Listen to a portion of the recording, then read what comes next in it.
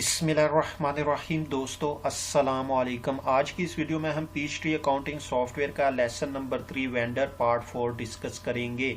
इससे पिछली वीडियो में हमने ये जर्नल और परचेज डिफॉल्ट टैब को डिस्कस किया था, तो आज की इस वीडियो में हम ये कस्टम फील्ड और हिस्ट्री को डिस्कस करेंगे। तो जैसे ही मैं कस्टम फील्ड पे क्लिक करता हूँ तो देखिए मेरे पास एक विंडो ओपन होगी।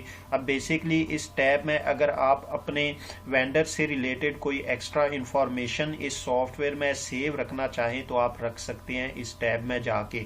अब ये देखें पीएचडी आपको 5 जो है हेड देता है, यानी आप 5 हेड में जाके डिफरेंट किस्म की इंफॉर्मेशन जो है वो सेव रख सकते हैं।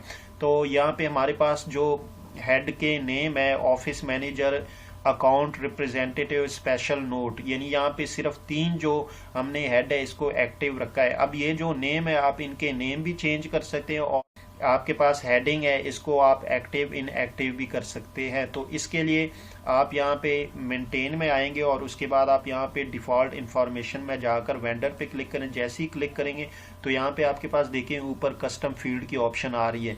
तो यहाँ पे हमारे पास ये जो 3 एक्टिव है, हम इनमें से 5 को जो है एक्टिव करना चाहते हैं। तो देखिए यहाँ से हम पहले आप यहाँ पे नेम लिखेंगे। हम यहाँ पे लिखते हैं कि कॉन्टैक्ट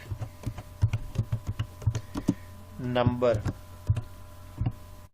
उसके बाद हम यहाँ पे एड्रेस लिखते हैं,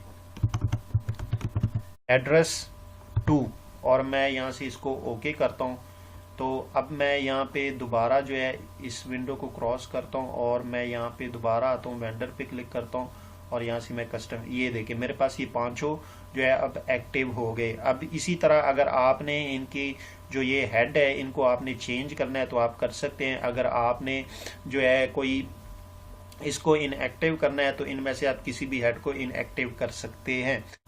अब इसके बाद हमारे पास हिस्ट्री टैब है। जैसे ही मैं हिस्ट्री पे क्लिक करता हूँ तो देखिए ये मेरे पास विंडो ओपन होगी। अब बेसिकली यहाँ पे हमारे पास हमारे वेंडर से रिलेटेड जितनी हिस्ट्री होगी वो यहाँ पे आ जाएगी। तो देखिए सबसे पहले हमारे पास है वेंडर सिंस, के आपका ये जो वेंडर है कब से बना हुआ है। तो आज के दिन चूंकि हम इस वीडियो को रिकॉर्ड कर रहे हैं तो इसलिए February 17, 2019, तो यहाँ से आप डेट को जो है चेंज भी कर सकते हैं।